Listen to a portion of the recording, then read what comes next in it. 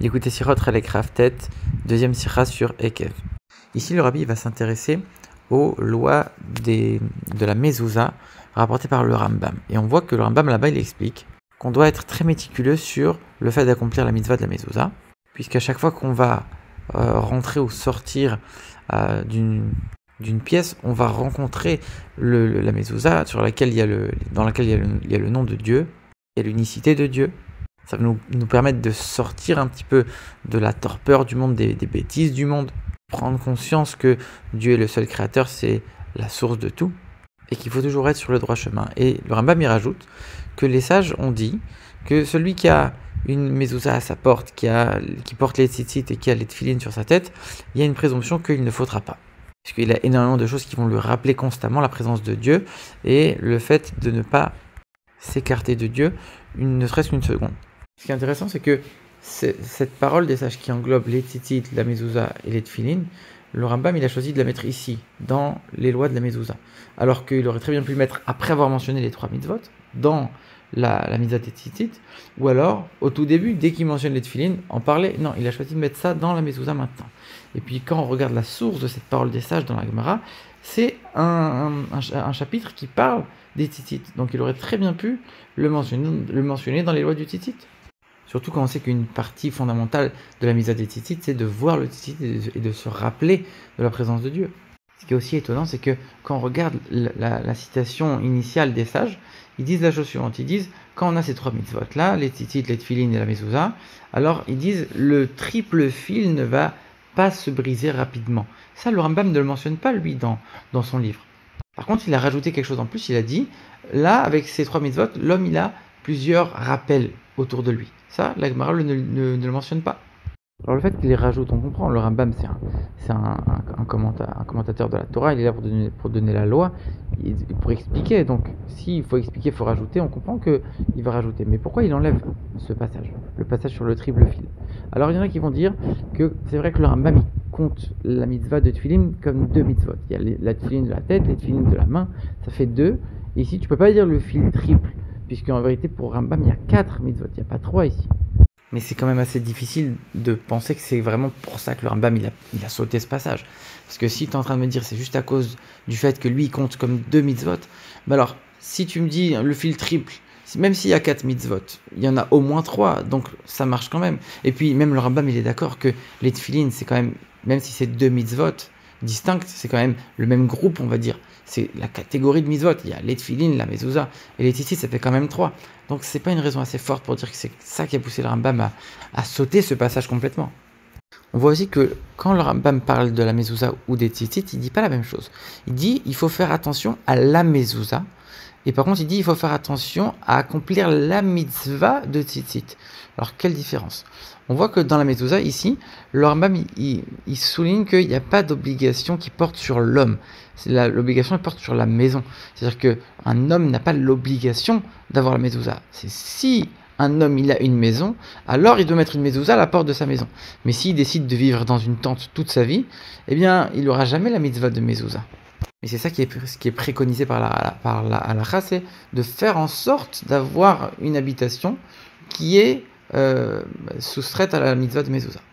On voit que dans le tzitzit, c'est un peu la même chose. C'est-à-dire que c'est seulement un habit à 4 coins qui a la mitzvah d'avoir des tzitzit. Mais si on n'a pas d'habit à 4 coins, on n'a pas cette mitzvah. Pourtant, on nous dit que les juifs pieux, ils ont cette habitude, et les érudits en Torah, c'est normal, c'est une évidence qu'ils doivent s'efforcer d'avoir toujours sur eux un habit à 4 coins pour pouvoir accomplir cette mitzvah de tzitzit. Et donc le Rambam dit à ce moment-là, il faut s'efforcer d'avoir toujours cet habit à 4 coins pour pouvoir accomplir la mitzvah. Donc dans la mitzvah de tzitzit, il dit il faut s'efforcer d'accomplir la mitzvah. Et dans la mezouza, on ne comprend pas. Puisque là-bas c'est écrit, l'homme est obligé.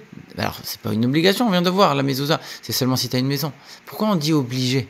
Et puis si tu me dis obligé, et que tu me dis pas seulement comme dans le tzitzit, il faut s'efforcer, tu me dis on est obligé, pourquoi tu me dis pas la mitzvah de mezouza? Tu me dis seulement la mezouza. On comprend pas pourquoi le Rambam il change cette formulation. En vérité, l'explication que le Rabbi va donner, c'est la suivante. Le Rambam, il nous dit pas qu'il faut faire attention à la mitzvah de la mezouza. Il nous dit qu'il faut faire attention à la mezouza. Et c'est ça que le Rambam va mentionner. C'est pas la mitzvah en tant que telle, puisque à partir du moment où on a fixé la mitzvah, la mezouza sur le mur, sur le cadran de la porte, la mitzvah elle est faite. On n'est plus en train de l'accomplir.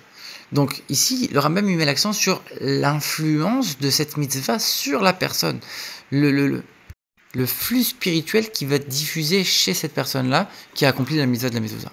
Et c'est pour ça qu'il dit, à chaque fois que tu vas passer, tu vas sortir, tu vas passer devant la mezouza, tu vas voir le nom de Dieu, ça va te rappeler l'unicité de Dieu, tu vas te sortir des vanités du monde et te remettre sur le droit chemin. Il y a une vraie influence sur l'homme. Et quand le Rambam dit qu'il faut faire attention à la mezouza, ça veut dire quoi? Il faut se concentrer sur ce message pour qu'à chaque fois qu'on passe devant la mezouza, on puisse être conscient de ce qu'on va recevoir, de ce message de l'unicité de Dieu et de se remettre sur les rails, sur le droit chemin. C'est sur ça qu'il faut faire attention. Pas sur l'accomplissement de la mitzvah, puisqu'il est déjà fait. Maintenant, on comprend pourquoi le Rambam il a choisi de mettre cette citation des sages. Tout celui qui a la mezouza, les tefilin et les tzitzit, il le met dans les lois de mezouza. Pas dans les lois de tefilin et pas dans les lois de tzitzit, puisque c'est la mezouza qui va venir te rappeler cette unicité de Dieu au point d'avoir une influence sur toi. Alors pourquoi? Quelle différence avec les tefilin et les tzitzit qui eux aussi viennent te rappeler? Et là le Rabbi vient expliquer. Les tefilin, le Rambam lui-même il vient te dire c'est la sainteté des tefilin. Les tefilin c'est une sainteté qui est juste en dessous de la sainteté d'un Sefer Torah. Quelqu'un qui a des tefilin sur la tête, il fait pas n'importe quoi, il va pas te dire des bêtises. Donc c'est la sainteté des tefilin qui va faire en sorte que tu peux pas t'écarter et faire n'importe quoi. Et ensuite on a les tzitzit, c'est le fait de voir le tzitzit, ça te rappelle quelque chose. Mais à aucun moment on a une influence concrète.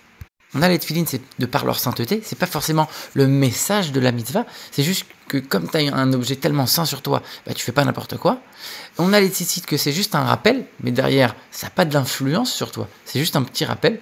Et après, on a la mezouza. La mezouza, par contre, c'est quelque chose qui va t'influencer. L'objet lui-même, il va t'influencer et t'apporter ce message très fort d'unicité de Dieu pour t'éviter de t'écarter. Et maintenant on comprend pourquoi le Rambam il a sauté cette citation des sages en disant le triple nœud, le triple fil ne va pas se briser rapidement. Parce que là-bas, les sages ils font allusion à quoi? Ils te disent quand tu accomplis, quand tu pratiques ces 3 mitzvot, tu vas être protégé de la faute.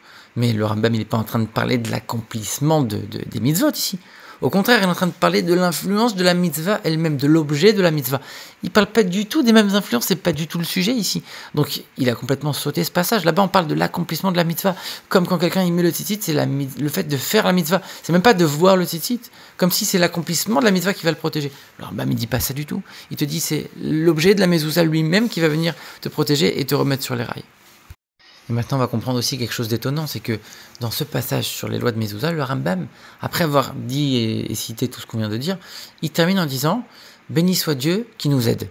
Et on sait que cette formule en araméen que le Rambam y cite, en général, il la met toujours à la fin de certaines lois, à la fin d'un chapitre ou d'un livre. Et ici, on sait que les lois de mezouza, de Sefer Torah et de Tefilin, elles sont ensemble. Donc ici, a priori, le sujet n'est pas terminé. Et le Rambam, il met quand même cette formulation de fin.